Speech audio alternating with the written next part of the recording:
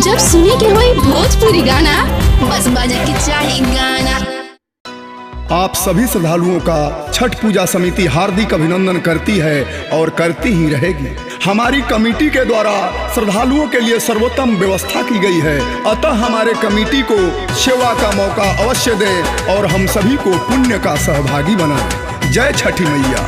मंदिर की घंटी, पूजा की थाली, नदी का किनारा, सूरज की लाली, जिंदगी में आए खुशियों की बहार, आप सभी को मुबारक हो छठ का त्योहार। बिहसत तिवैया जाली पेन्ही के पियरिया घाटे छठी मैया के। हाँ हाँ बिहसत तिवैया जाली पेन्ही के पियरिया घाटे छठी मैया के। हले के माथे पदौरिया घाटे छठी मैया के।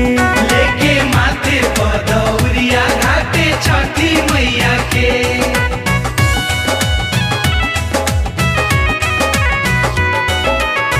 बिहसत तिवैया जाली पेन्ही के पियरिया घाटे छठी मैया के।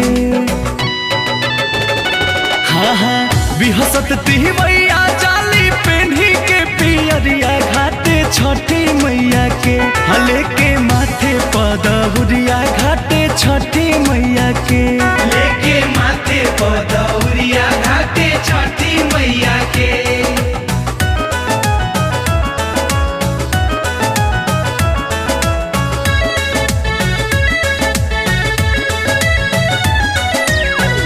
छठी मैया से हमारा कुछ अलग ही नाता है।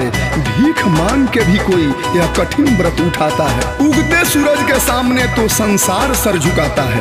उगते सूरज के सामने तो संसार सर झुकाता है, लेकिन हमारे यहाँ डूबते सूरज को भी पूजा जाता है। घटिया सहजावल बाटे भटिया लिपाइल हो।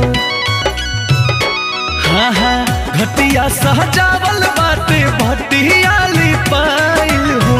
ताही बटिया यहाँ बेली तिवैया ए छठी मैया।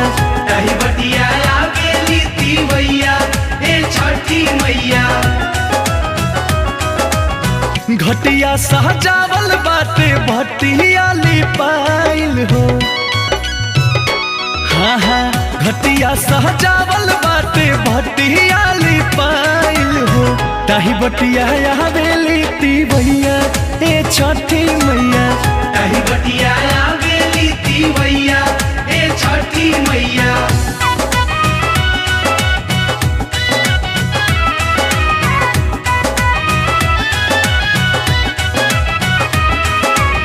अंधे को आंख, कोढ़ी को काया, बांझिन को पुत्र और निर्धन को माया। जो भी छठी मैया से नेह लगाया, द्वार से इनके कभी कोई खाली नहीं आया।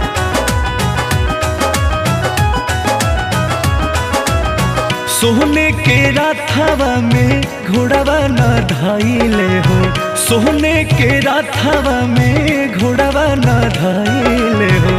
लिहले सूरज देवला गाम हो। लिहले सूरज देवला गाम हो। फुटली किरनिया लाली अरघा के बेरिया हो। बड़ी भागे भइले बिहान हो। लिहले सूरज देवला गाम हो।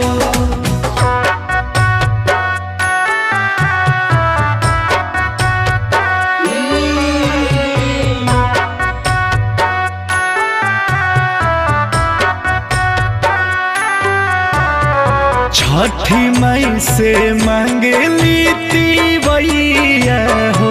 अमर सुहाग दे दा।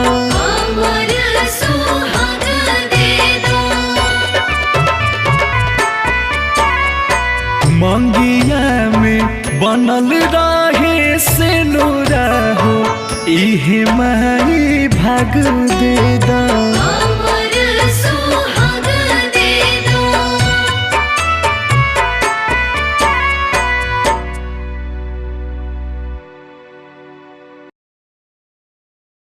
बिहसत तिवैया जाली पेन्ही के पियरिया घाटे छठी मैया के।